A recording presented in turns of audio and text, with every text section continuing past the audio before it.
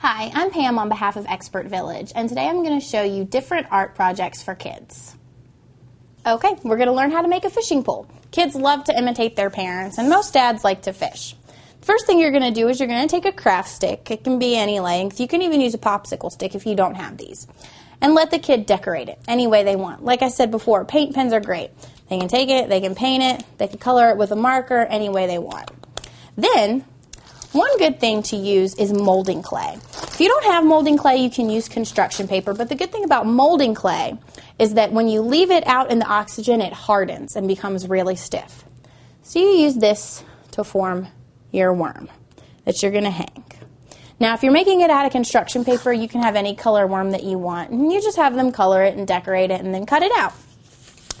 Then you take your yarn and you tie it onto the fishing pole. And then you tie your yarn to the worm. Or if you made it out of construction paper, you can punch a hole into the worm for like an eye and stick the yarn through the eye. Either way, however you get it to hold, it really doesn't matter. And you hold it on. And like I said, as the clay sits out in the air and gets the oxygen, it'll become stiffer. But you have your very own little fishing pole and their little worm that they can go and play with.